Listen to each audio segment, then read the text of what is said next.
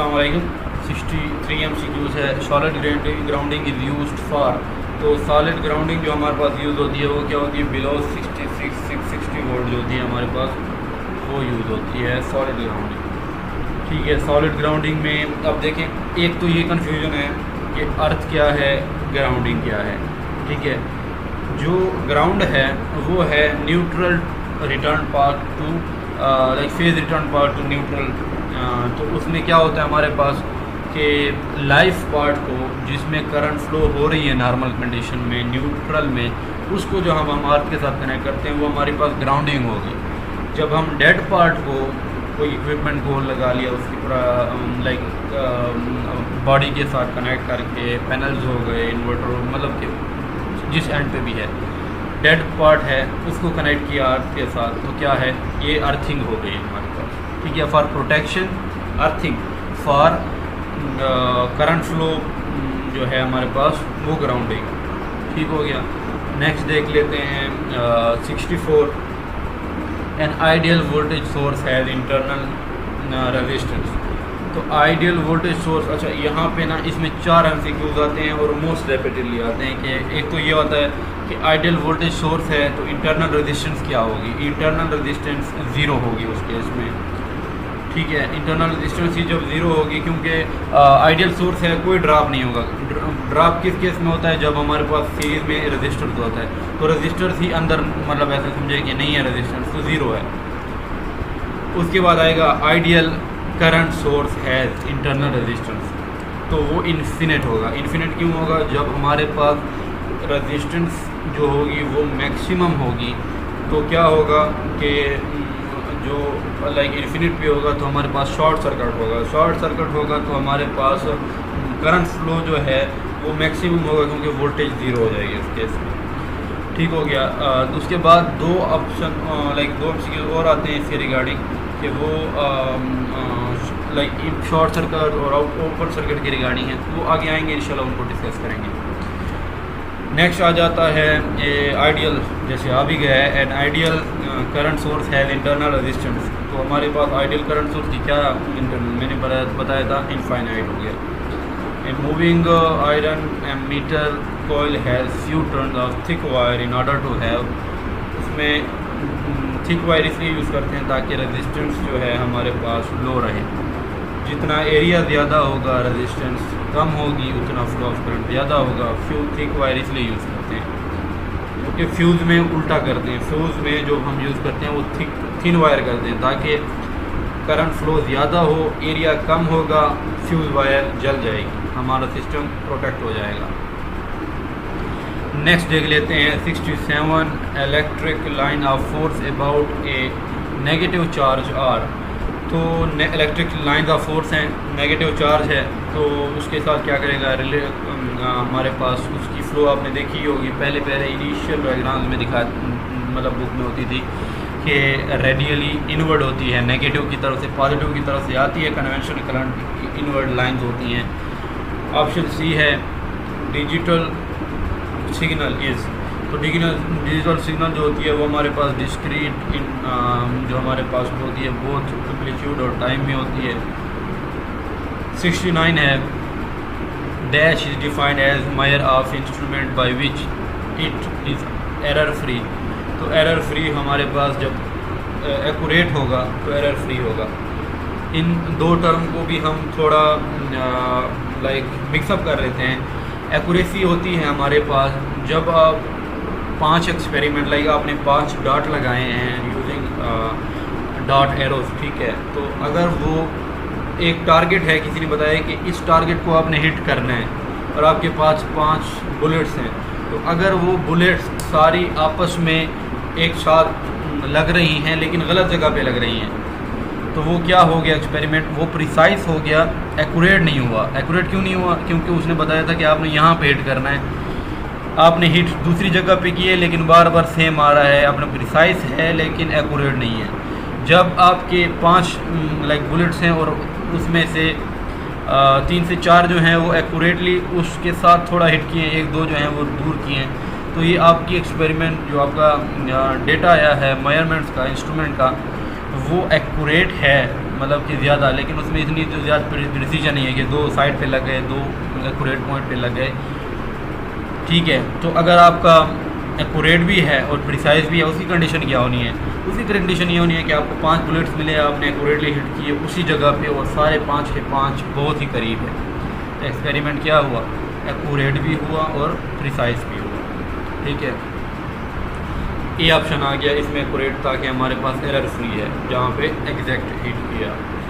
70 है ए diode that has a negative resistance characteristics is the, तो ये हमारे पास टनल डायोड होगा नेगेटिव कैरेक्टरिस्टिक्स वाला, ठीक है।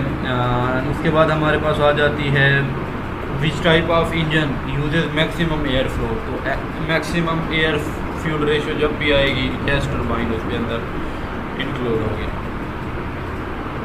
Which instrument has same calibration for AC and DC, तो ये हॉट वायर टाइप होता है हमारे पास, ठीक है।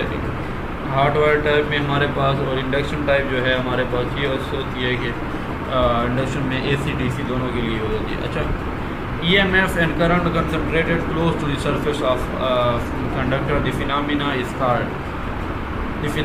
called skin effect, ठीक है। इसके बारे में बता देता हूँ और कोरोना के बारे में बता देता हूँ। स्किन इफेक्ट हमारे पास जब चार्जेस इंसुलेशन मतलब कि उसके ऊपर आ जाते हैं हमारे पास close to the surface of insulation, इस इफेक्ट को क्या कहते हैं? स्किन इफेक्ट कहते हैं, ठीक है। तो कोरोना इफेक्ट ये होता है कि जब हाई वोल्टेज ट्रांसमिशन लाइन में गुजरती हैं और उनके बीच में ज़ाहिरी बात है हवा भी होती है, तो हायर वोल्टेज की तरफ से हायर फ्लो ऑफ करंट की वजह से जो इक्विपमेंट जो वायर की बॉडी पे आ जाती हैं तो उनकी वजह से एयर आयोनाइज हो जाती है। तो जैसे एयर आयोनाइज होगी तो बजिंग इफेक्ट जैसे टाइप की जो आवाज़ आती है ट्रांसफार्मर के साथ भी कभी कभी या ट्रांसमिशन लाइन के साथ अगर कभी गए हों तो वहाँ पे ये होती है कि ये कोरोना इफेक्ट की वजह से आती है। इसमें कभी कभी वो छोटी सी लाइट जैसी जो होती है स्पार्क आ जाता है, वो भी कोरोना की वजह से होती है। हायर ट्रांसमिशन इसकी वजह से लॉसेस होते हैं। और पहला MCQ अगर आपको याद हो तो मैंने बताया था कि कोरोना इफेक्ट की वजह से हम बंडल कंडक्टर रखते हैं। बंडल कंडक्टर रखते हैं ताकि करंट फ्लो के लिए ज़्यादा हो, एरिया कम ना पड़े। एरिया अगर ज़्यादा होगा तो क्या होगा? आयोनाइजेशन कम होगी।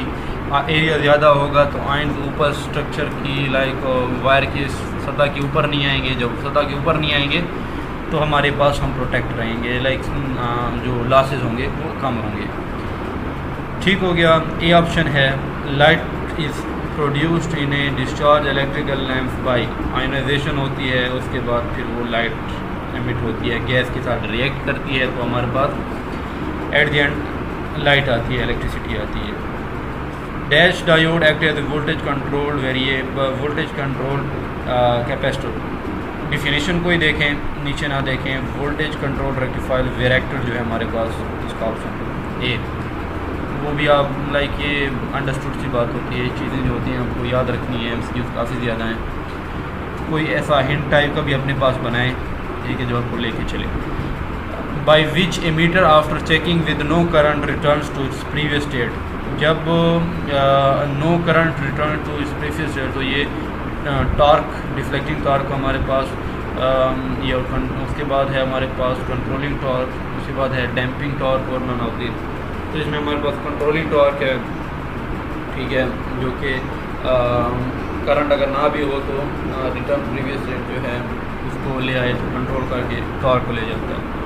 Bye connecting a shunt of higher value in ammeter with what will happen, तो हमारे पास अगर हम एक शंट लगा दें एमीटर के साथ तो उनकी सेंसिटिविटी जो होगी वो डिक्रीज हो जाएगी, ठीक है। शंट में लगाएंगे तो क्या होगा उसके साथ कि उसकी फ्लो जो होगी वो पैरेलल में होगी तो करंट फ्लो जो होगी दूसरे साइड पे चली जाएगी, सेंसिटिविटी जो होगी वो ऑब्वियस सी बात है डिक्रीज़ होगी। करंट चॉपिंग अकर इन, तो ये हमारे पास एयर ब्लास्ट में करंट चॉपिंग होती है। जो मॉडर्न है वो SF6 हैं, sulphur fluoride gas. 79 for the π/4, तो π/4 के लिए क्या होगा हमारे पास? इसका फार्मूला है 2πf, ठीक है, 2πf है तो आप क्या करेंगे, एफ़ की जगह पुट कर दें टी की वैल्यू जो कि हमारे पास 1/2 एफ़ की वैल्यू है। तो टी जैसे ही उसके अंदर आता है तो हमारे पास वैल्यू जो आती है एट दी एंड वो कैंसिल हो के हमारे पास 2 पाई लाइक फार्मूला आएगा हमारे पास W equal to 2 pi F. इंशाल्लाह नेक्स्ट वीडियो से मैं वो राइटिंग वगैरह में भी आपको समझा दिया करूँगा। W equal to 2 pi F, ठीक है। एफ़ की जगह हमने π/4 पुट कर दिया और उस एंड पे आ गया हमारे पास 2 पाई एफ़। तो पाई के साथ पाई कैंसिल आउट हो जाएगा, तो हमारे पास ओमेगा की वैल्यू जैसे पुट थी, तो हमारे पास एट द एंड वैल्यू जो हमारे पास आएगी वो क्या आएगी, वो आएगी 8, क्योंकि 4π/4 और 2 मल्टीप्लाई हो जाएंगे तो ऑप्शन आएगा 8। नेक्स्ट है Z ट्रांसफॉर्म। Z ट्रांसफॉर्म में क्या आएगी, Z transform the ROC must be centered at. तो कंसंट्रेशन पॉइंट जो होता है हमारे पास वो क्या होगा, ओरिजिन पे होगा हमारे पास। जब वो उसकी वैल्यू गिवन होगी तो वो Z = 1 होगा, जो कि नेक्स्ट आने वाला है। ये आज तक के MCQ से मिलते हैं नेक्स्ट वीडियो में, तब तक के लिए दुआओं में याद रखिएगा एंड अल्लाह हाफ़िज़।